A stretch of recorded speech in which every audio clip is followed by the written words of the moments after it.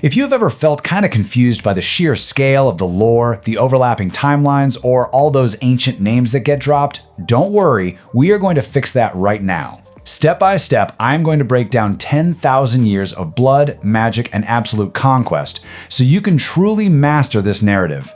You see, these aren't just random historical footnotes. These fragmented pieces of lore actually build an absolute masterclass in world building. Together, we are going to unravel this brilliant cinematic masterpiece and see how all these seemingly isolated, confusing pieces fit perfectly together into one grand, sprawling tapestry. To truly wrap our heads around the sprawling world, we have to first grasp the fundamental geographical divide between the East and the West. This universe is divided primarily into two massive, very distinct continents, Essos over in the East and Westeros in the West. Now, the rest of the world remains largely uncharted and unexplored, but these two landmasses are where our entire history unfolds, and I want you to realize they are thematically polar opposites. Westeros is the land of the Seven Kingdoms, right? It's a place defined by its rigid feudal systems, intense political maneuvering, and massive, towering castles. Essos, on the other hand, is vastly different. It's incredibly ancient, much larger, and steeped in a much older, darker magic. Understanding this massive contrast is absolutely the crucial first step to understanding how this entire world operates. So, let's jump back. We have to go back an astonishing 10,000 years. To a time when myth and reality just completely bled together deep in the eastern lands of Essos. We start with the Great Empire of the Dawn. This was a kingdom so incredibly ancient and mythic that its ruler was literally known as the God on Earth. Just think about that. This empire stood for 10 millennia, and its magical legends are so unbelievably old that they are considered mere mythology by the present-day characters. Following its eventual downfall, we see the rise of the Golden Empire of Et, which ruled for centuries through various dynasties, and then the Kingdom of Sarnor near the Bone Mountains. These were magnificent, towering, highly advanced civilizations that existed long before anything remotely resembling a kingdom appeared over in the West. But the true, dominating power that eventually emerged in ancient Essos was the old empire of Gis. And let me tell you, this was not a peaceful realm by any stretch of the imagination. The Giscari Empire was a brutal, relentless, and rapidly expanding force. Here, regularized slavery wasn't just an economy, it was heavily utilized as a weapon of mass expansion. Under the harsh rule of Gis, this horrific concept first originated and spread like wildfire. Furthermore, they birthed the legendary military concept of the Unsullied. These were warriors stripped of all individuality and trained from birth for absolute, unthinking obedience. The old empire of Gis was basically an absolute juggernaut, constantly pushing its borders outward and completely dominating the continent of Essos with a seemingly unstoppable iron fist. So the Giscari seemed totally unstoppable, just dominating everyone in their path. But then, everything changed in a single instant. Over in a largely unnoticed, highly volcanic group of islands called Valyria, there lived a very humble group of people. They were literally just simple shepherds, minding their own business, tending to their flocks of sheep right there among the smoking peaks. Nobody paid them any attention whatsoever, until one day they stumbled upon something near those active volcanoes that would absolutely shatter the course of history forever. They found dragon eggs. I really want you to grasp this massive paradigm shift. You have the lowest, most ignored people in the entire world, living among smoking peaks, who are suddenly holding the ultimate weapon of mass destruction right in the palms of their hands. And they didn't just find these dragons, they learned to bind them using deep blood and magic. They actually learned to ride them and weaponize them. And when they turned this newly weaponized apocalyptic power directly toward that dominant old empire of Giz we just talked about, well, it wasn't a war, it was a complete annihilation. Valyria absolutely obliterated the Giscari Empire, forcing the few broken survivors to flay across the sea to build a tiny colony called New Giz. With their greatest rival essentially reduced to ash, the Valyrians just expanded, methodically conquering almost the entire continent of Essos. These simple shepherds had completely elevated themselves to the status of living gods, becoming the supreme, unquestioned power of the entire known world. Now, while the mighty dragon lords of Valyria were busy forging their massive, fiery empire over in the east, a very, very different story was playing out in the west. Parallel to the rise of dragons, a deeply magical, ancient, and fiercely primal history was unfolding on the continent of Westeros. It was a world that looked absolutely nothing like the massive, sprawling human empires of Essos. It was completely and utterly isolated from the politics and the dragonfire of the East. Let's cross the narrow sea for a minute and see exactly how this Western world was building its own unique foundation, totally untouched by the dragon's flame. I want you to imagine a pristine, untouched continent. There are no castles, there are no knights, and there are absolutely no human beings whatsoever. The land is completely wild, inhabited exclusively by massive giants and a deeply mystical non-human race known as the Children of the Forest. The children lived in complete, perfect harmony with nature, wielding incredibly raw, primal forms of magic. For thousands upon thousands of years, this entire continent just existed in a state of pure, undisturbed wilderness. It was this perfect, delicate, magical balance, which stands in stark, dramatic contrast to the aggressive human empires that were rising in the east. But of course, as we know with all great histories, this peaceful isolation was never, ever going to last forever.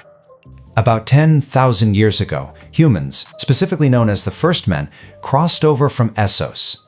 They used a physical land bridge that actually connected the two continents at the time. And almost immediately, they clashed with the native inhabitants. This single event became the tragic catalyst for literally all Westerosi history.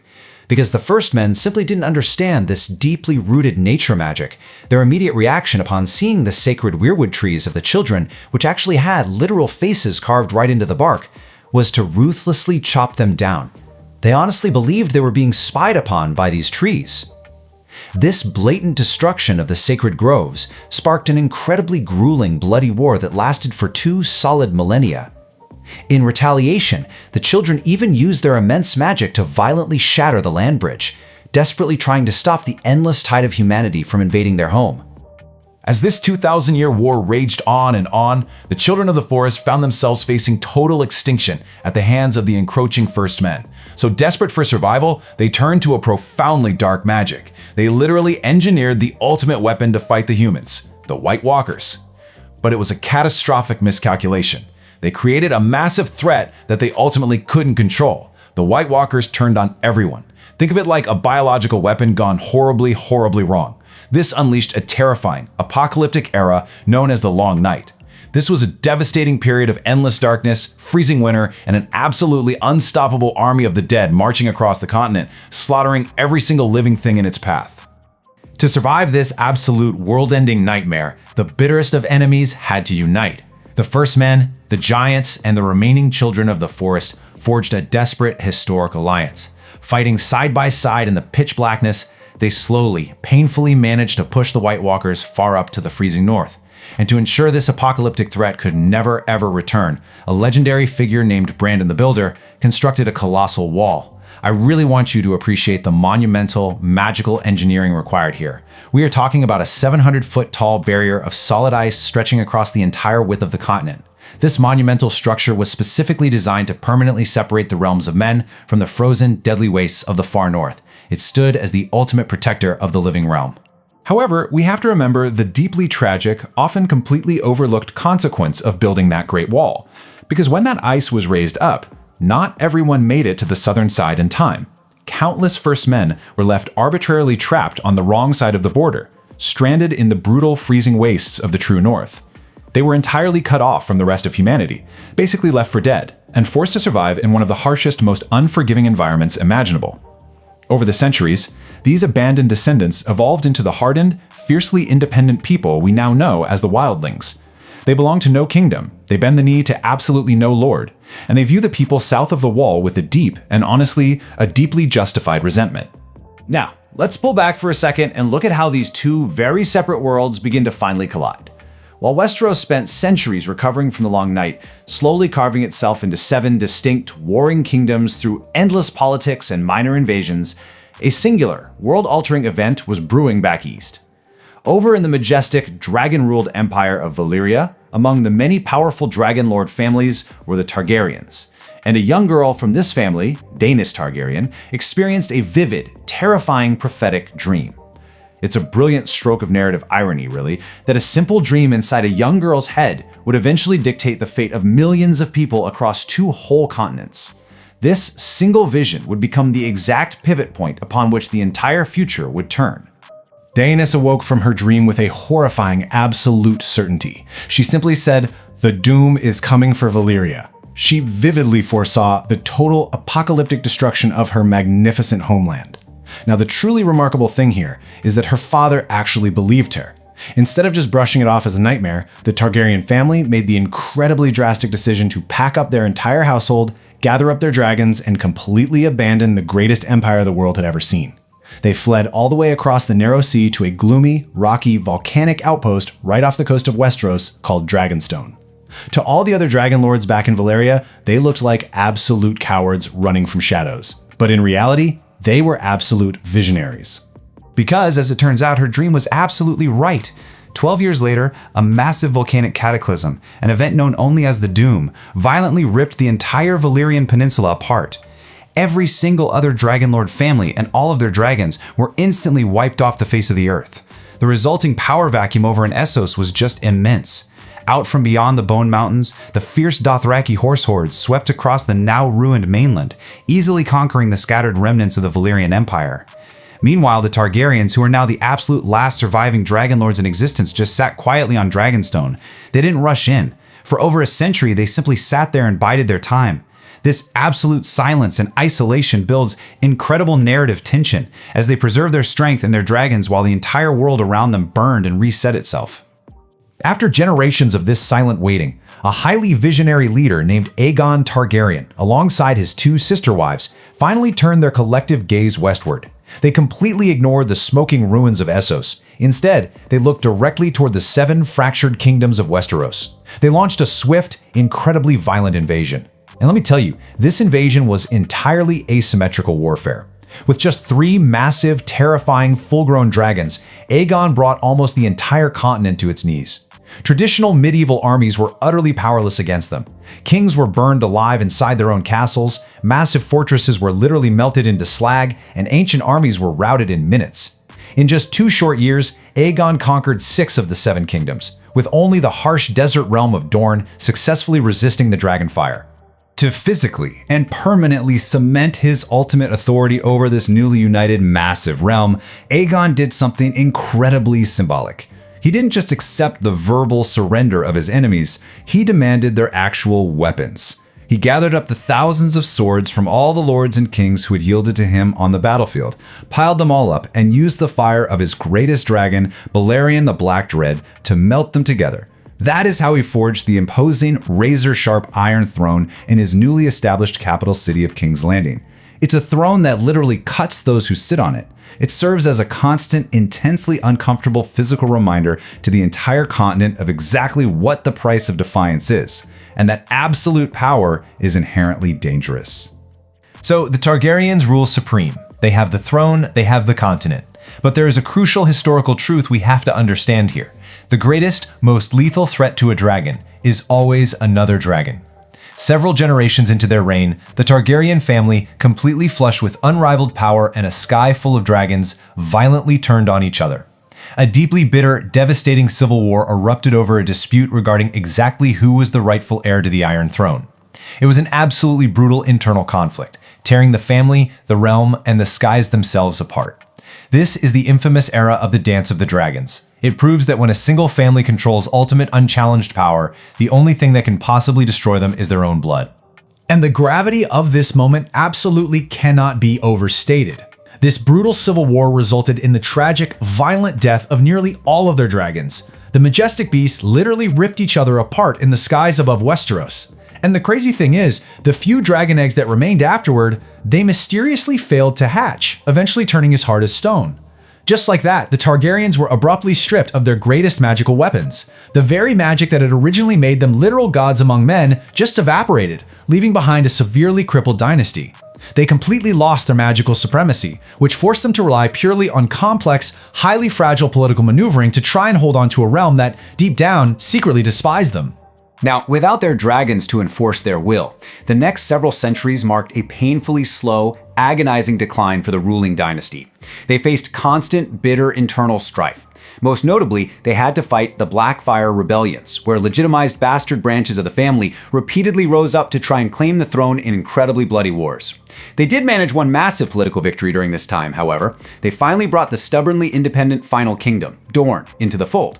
But it's deeply ironic, isn't it? What dragonfire and blood couldn't conquer, simple ink and paper eventually did, through strategic political marriage alliances. It was a true sign of the times. The mighty, terrifying dragon lords of old were now basically just regular politicians, desperately holding on to a fraying kingdom. This slow, steady, multi-generational decline finally culminated in a total, unmitigated disaster. The chaotic, deeply unstable reign of Aerys Targaryen, historically known as the Mad King. Aerys was incredibly cruel, entirely consumed by paranoia, and became increasingly volatile as the years went on. He literally saw enemies in every single shadow, forcing the entire realm to feel the terrifying claustrophobia of serving under a king who casually relied on burning people alive with wildfire just to solve his daily problems. His psychotic actions steadily pushed the great, proud, noble houses of Westeros, who had already suffered under Targaryen rule for nearly 300 years, right to their absolute breaking point. The entire continent of Westeros had become a highly explosive powder keg, just desperately waiting for a single spark to ignite it. And here, finally, is the spark that ignited the ultimate inferno. The Mad King's eldest son, Prince Rhaegar Targaryen, suddenly ran away with Lyanna Stark. Now, this was a massive problem, because Lyanna was already betrothed to a powerful young lord named Robert Baratheon. But this event carries the weight of a massive cinematic twist, seamlessly connecting all this ancient lore directly to the core story we know, because Rhaegar and Lyanna, in secret, are actually Jon Snow's true parents. When Lyanna's father and older brother rode south to King's Landing to demand justice, the Mad King brutally tortured and executed them both right there in the throne room. This horrific act of tyranny finally crossed the point of no return. Robert Baratheon and Ned Stark immediately raised their banners and declared total, uncompromising war against the Iron Throne. This monumental, continent-spanning conflict became known as Robert's Rebellion, and it completely, utterly shattered the nearly 300-year-old Targaryen dynasty. The royal army was crushed on the battlefield. Prince Rhaegar was killed by Robert's own massive warhammer, and the capital of King's Landing was violently sacked. Robert Baratheon claimed the Iron Throne for himself, and in a moment of brilliant, almost poetic narrative symmetry, the few remaining members of the royal family, specifically the pregnant queen and her young son, were forced to flee in the dead of night. They were driven back into a desperate exile in the bleak, stormy shores of Dragonstone. That is the exact rocky outcrop where their ancestors had first landed centuries ago. The mighty, world-shaking empire founded by Aegon the Conqueror had officially violently fallen. And it is right here, in desperate, stormy exile on Dragonstone, that a young girl named Daenerys Targaryen was born into a world that had seemingly entirely forgotten her family's ancient magic. Her extended family was slaughtered, her rightful throne was stolen, but as we reflect on this incredible, intricate 10,000-year history of blood, magic, and fire, we see how every single piece masterfully connects to this precise moment in time. The dragons were dead, the throne was in the hands of a usurper. But it leaves us with one incredibly provocative question as we wrap up. How long can a dragon truly be kept in the dark before it breathes fire once again? Thank you so much for unraveling this epic lore with me today. Keep exploring this amazing world, keep digging into the history, and I'll catch you in the next explainer.